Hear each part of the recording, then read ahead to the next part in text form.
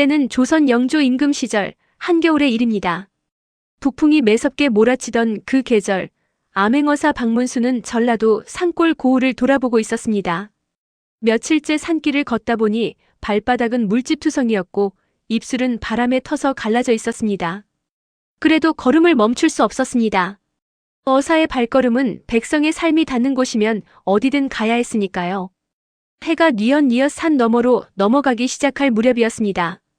박문수는 길을 잃었다는 것을 깨달았습니다. 산길이 온통 눈에 덮여 어디가 길이고 어디가 낭떠러지인지 분간이 가지 않았습니다. 눈발은 점점 굵어지고 바람은 더욱 거세졌습니다. 이대로라면 산속에서 밤을 보내야 할 판이었습니다. 그때 저 멀리 나무들 사이로 희미한 불빛 하나가 보였습니다. 박문수는 눈을 비볐습니다. 분명 불빛이었습니다. 그는 발이 빠지는 눈길을 헤치며 그 빛을 향해 걸어갔습니다. 가까이 다가갈수록 작은 초가집의 윤곽이 드러났습니다. 지붕은 눈의 무게에 눌려 위태로워 보였고 살인문은 바람에 삐걱거리고 있었습니다.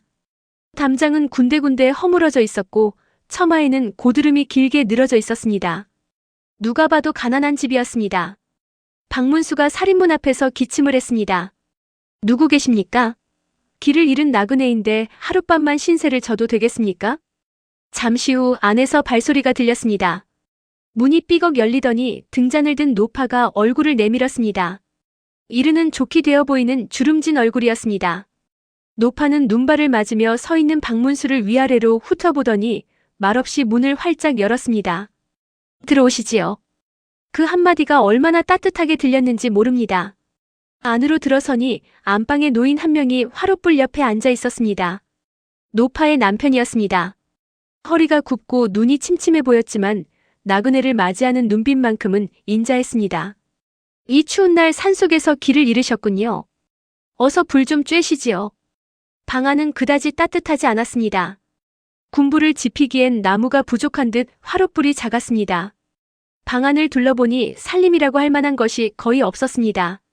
낡은 이불 한 채, 삐걱대는 낮은 상 하나, 기둥에 걸린 낡은 옷가지 몇 벌이 전부였습니다. 벽에는 바람이 새는지 지프로 틈을 막은 자국이 여기저기 있었습니다. 그런데 노파가 저녁 밥상을 들고 왔을 때 박문수는 눈을 의심했습니다. 밥상 위에 놓인 그릇이 심상치 않았습니다. 쌀밥 한 그릇과 된장국 한 뚝배기, 겨울 김치 한 종지가 전부였지만 그 밥을 담은 그릇이 문제였습니다. 어떤 부잣집 안방에 놓여도 손색 없을 최고급 녹그릇이었습니다. 촛불 아래에서 황금빛으로 은은하게 빛나는 그 녹그릇은 이 집의 다른 모든 것과 너무나 어울리지 않았습니다. 솜씨 좋은 장인이 만든 것이 분명했습니다. 두께도 균일하고 문양도 정교했습니다. 가장자리에 새겨진 국화 무늬가 어둠 속에서도 선명하게 살아 있었습니다.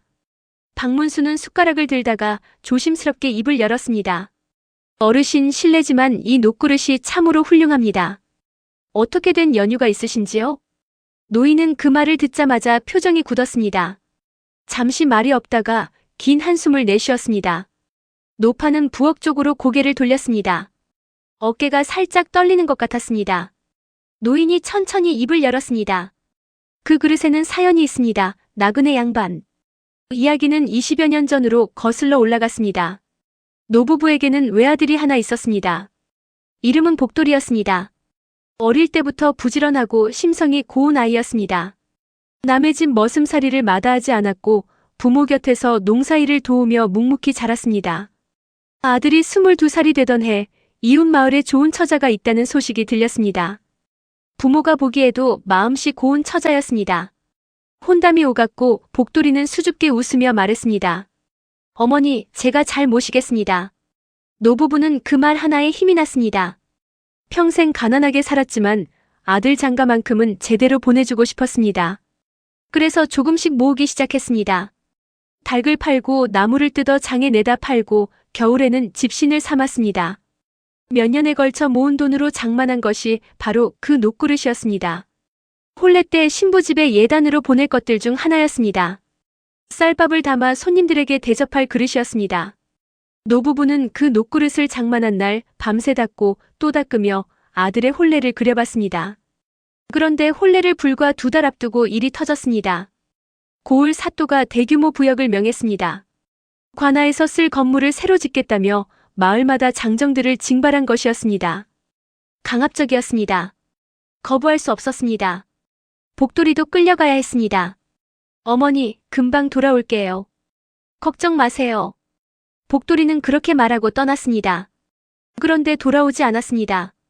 한 달이 지나도 두 달이 지나도 소식이 없었습니다.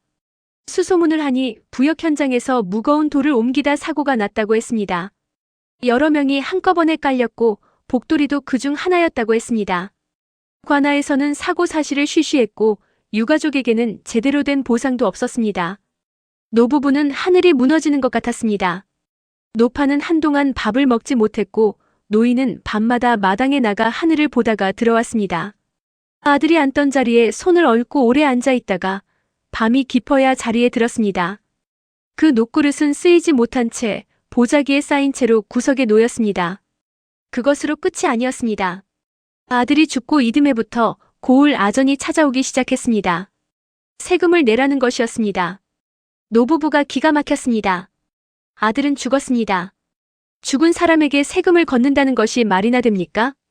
그러나 아전은 눈 하나 깜짝하지 않았습니다. 명단에 있으면 내야 합니다. 항의를 하면 다음에는 2명이 왔습니다. 2명이 왔을 때 항의하면 그 다음엔 포졸까지 데려왔습니다. 노부부는 어쩔 수 없이 내야 했습니다. 있는 것을 내고 없으면 빌려서 냈습니다.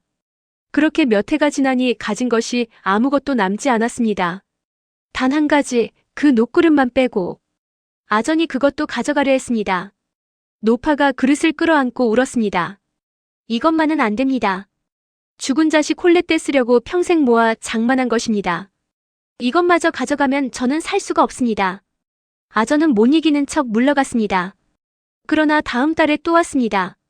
노부부는 그때마다 같은 싸움을 반복해야 했습니다. 그래서 그 녹그릇은 아직 그 집에 있었습니다. 쌀밥을 담아 손님에게 내어놓는 것, 그것이 그 그릇이 처음부터 가진 용도였습니다. 노파는 그 그릇이 제 용도로 쓰이는 날만큼은 아들이 잠시라도 돌아오는 것 같은 기분이 든다고 했습니다. 그래서 오늘 밤 나그네에게 밥을 담아 내온 것이었습니다. 박문수는 오랫동안 말이 없었습니다. 노인의 이야기가 끝나도 노파의 어깨가 조용히 들썩이는 것을 보면서도 박문수는 말을 찾지 못했습니다. 대신 그는 그 녹그릇을 오래 바라봤습니다. 촛불 아래에서 여전히 은은하게 빛나는 녹그릇을. 아들의 혼례를 꿈꾸며 닦고 또 닦았을 그 그릇을. 그날 밤 박문수는 잠을 이루지 못했습니다. 이튿날 새벽 노부부가 일어나기 전에 박문수는 조용히 자리를 정돈하고 일어섰습니다. 품속에서 마패를 꺼냈습니다. 둥근 원형의 청동 마패, 그 위에 말 3마리가 선명하게 새겨진 것이었습니다. 새벽빛 아래에서도 말 3마리는 살아 움직이는 것처럼 보였습니다. 박문수는 마패를 손에 꼭 쥐었다가 품 안에 넣고 고을 관아로 향했습니다. 암행어사 출두야. 관아 마당에 그 소리가 울려 퍼지자 사또는 뒤늦게 관복을 걸치며 뛰쳐나왔습니다. 박문수는 둥근 원형의 마패를 높이 들었습니다.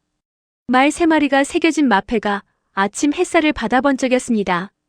죽은 자에게 세금을 걷고 부역 중 사망한 백성에게 보상 한 푼 하지 않은 죄, 그리고 그 사실을 은폐한 죄를 엄히 묻겠다. 사또의 얼굴이 종이장처럼 하얗게 변했습니다. 박문수는 즉각 장부를 가져오게 했습니다.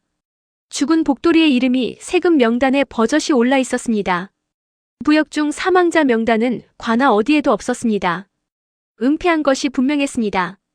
박문수는 사또를 파직하고 즉각 조사에 넘겼습니다. 그리고 수탈해간 재물의 목록을 작성하게 한 뒤 그것을 모두 돌려주도록 명했습니다.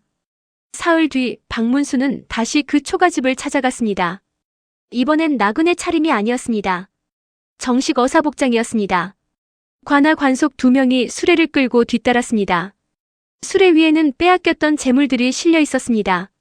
노부부는 살인문 앞에서 그를 보자 무슨 영문인지 몰라 멍하니 서 있었습니다. 박문수가 관복 차림으로 천천히 무릎을 꿇었습니다.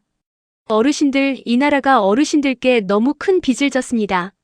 아드님의 목숨을 빼앗고도 사죄 한마디 없었으니 국가로서 부끄러운 일입니다. 억울하게 수탈해간 것들을 돌려드리러 왔습니다. 노파가 그 자리에서 주저앉았습니다. 아이고 아이고. 노인은 눈을 감았습니다. 눈물이 주름 사이로 흘러내렸습니다. 박문수가 일어서며 말했습니다. 그 녹그릇, 앞으로는 두려움 없이 꺼내 쓰십시오. 아드님이 그것을 기뻐하실 것입니다. 박문수는 돌아서서 걸어갔습니다. 가난하고 낡은 초가집을 뒤로하고 다시 길 위로 나섰습니다. 품 안에서 마패가 조용히 무게를 드러냈습니다. 둥근 원형의 청동 마패, 3마리의 말. 그것은 왕의 권위가 아니라 억울한 백성 곁에 반드시 가겠다는 약속이었습니다. 오늘도 그는 길 위에 있었습니다. 구독과 좋아요 부탁합니다.